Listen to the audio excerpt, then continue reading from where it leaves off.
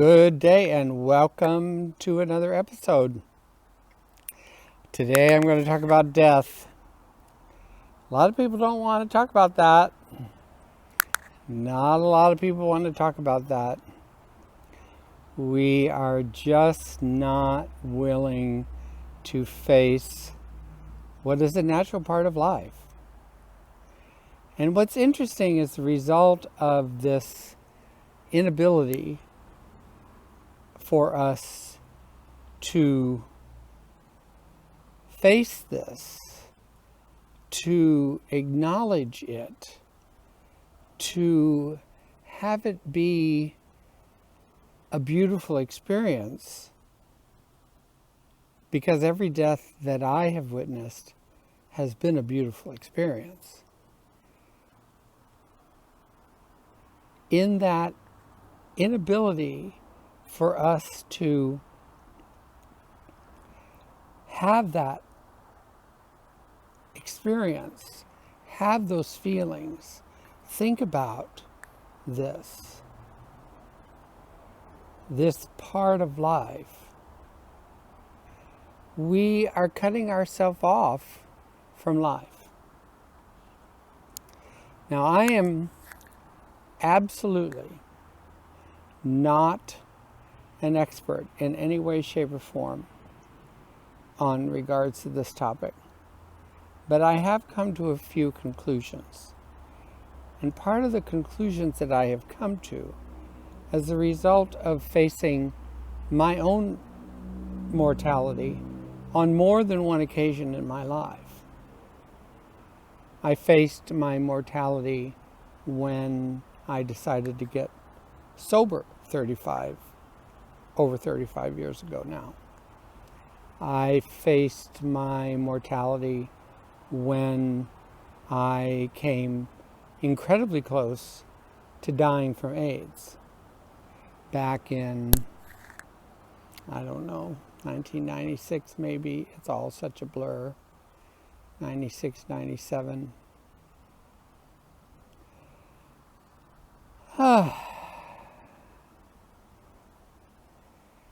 And I'm facing my own mortality again, just as the result of aging.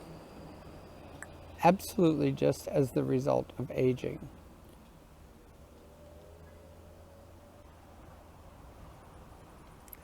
And we have this new thing out here that's asking us to face this part of life. It's begging us to do so. And yet again, once again, we're not willing to face it. We're just not willing to face it. We have now lost in the United States more people than were lost in World War II.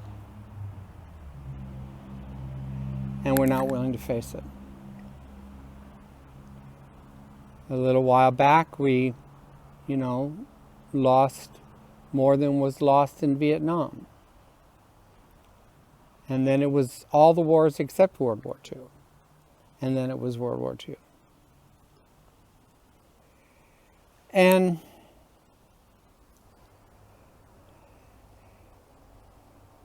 I truly believe that until we face this, that this will continue on. It will continue on. Now there's a lot of other factors involved.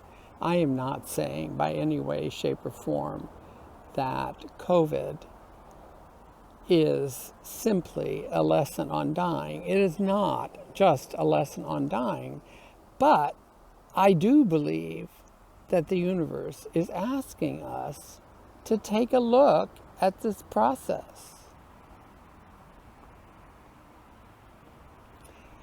And I probably have already pissed people off because we just don't want to face this. So I'm going to talk about myself.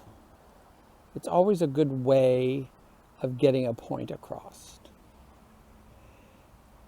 So 36 years or so ago, before I got sober, it was very clear to me that I was going to die if I did not get sober.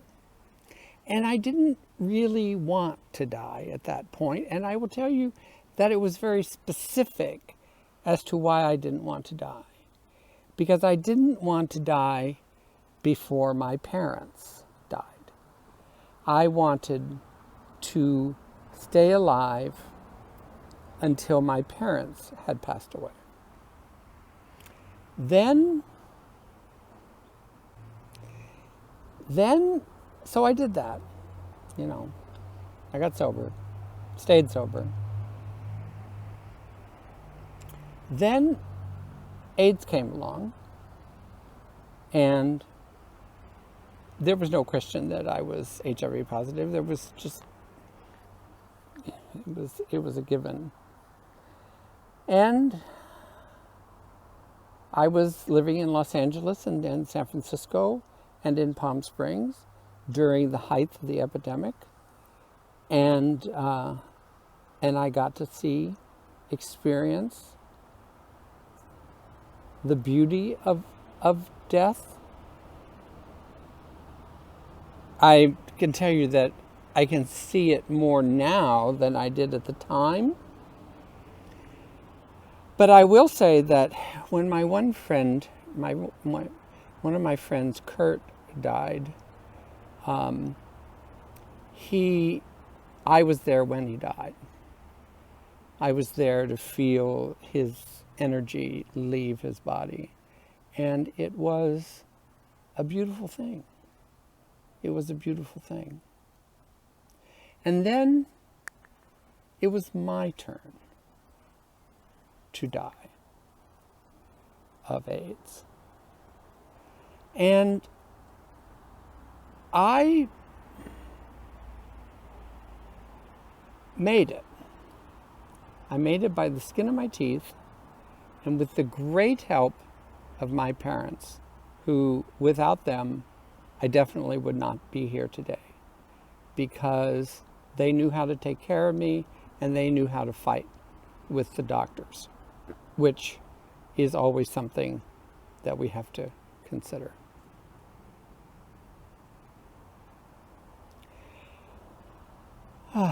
And finally, I didn't die. But what happened was that it wasn't the last time I almost died, but it was the second to the last time I almost died. I went to the hospital, and my doctor came in to see me, and I said that I am really scared. And he got down on his knees so that he was, he squatted down so that he was eye level with me, and he said, well, what do you think about what happens after you die? And I said, well, I think we just go on and do something else. That's what I think. And he said, then what's the fear about? And at that moment, the fear went away. It really did go away. Now, I cannot say that I have not had fear of death on many other occasions, you know. I'm still afraid of heights. Even when I'm watching them on television, I'm afraid of heights. So there's more to the story than meets the eye. But so then my mother passed away. Well, my dad passed away, but that was, once again, a beautiful experience. But my dad and I we were great together, but we also were really at peace with each other at the moment that my dad died. And so it was a big deal, but it wasn't as big a deal as when Mom died. And about 9 months before Mom died, I really started to take care of myself, because I knew that this thing was going to occur, and I was going to be in trouble, and I was going to experience this. And so, breathe, Mark. So my mother died. She died on Thanksgiving, which I think was a brilliant idea on her part. I always appreciate the fact that she died on Thanksgiving. And as a result, I was also there to hold her hand. And I remember her grasping my hand really tightly as she was transitioning. And it was a beautiful thing.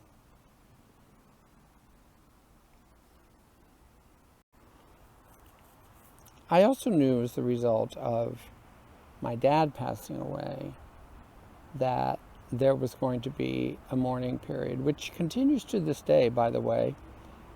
Not all the time, but still continues to this day, and it was 4 years ago.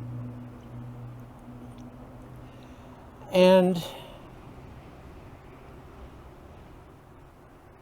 it took a good 2 years.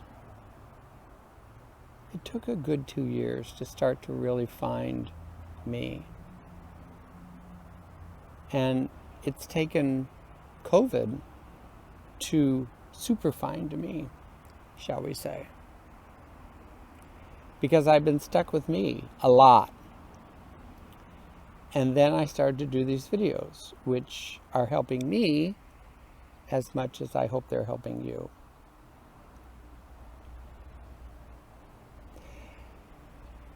There is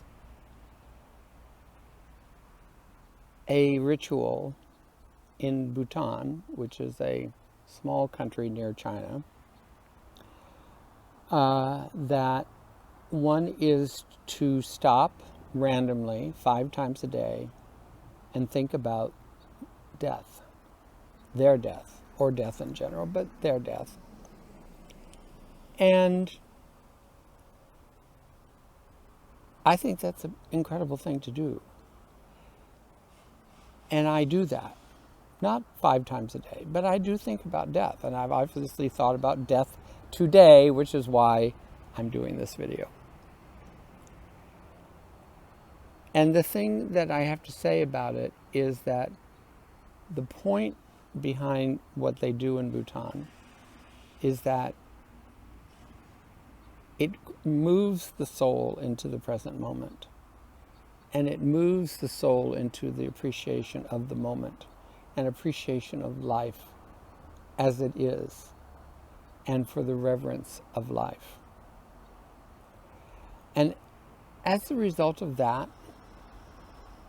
I can do that as well. And because I know that I'm going to die.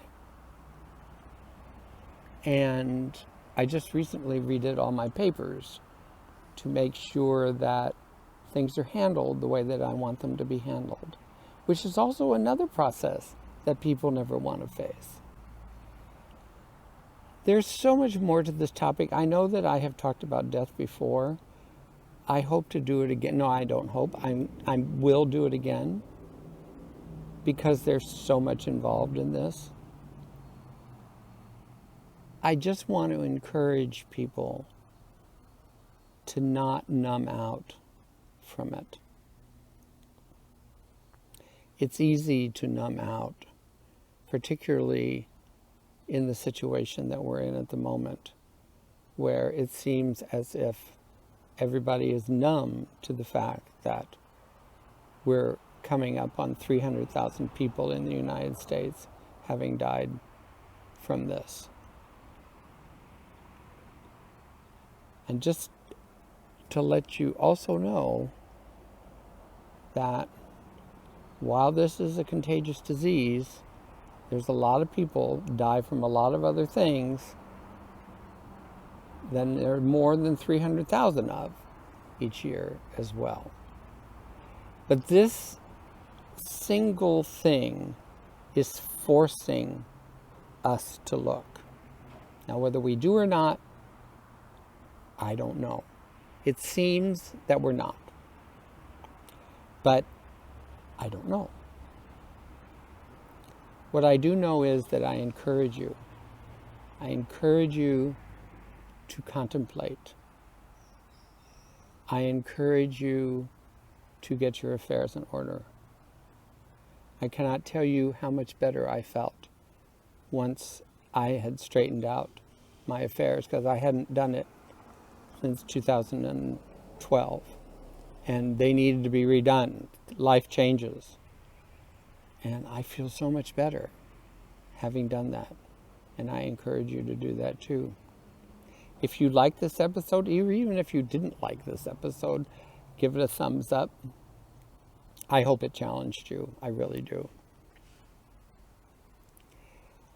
Please consider subscribing. And please consider giving me a ring if you would like coaching. Thank you so much for listening. Merci beaucoup. A bientôt. Bonne journée.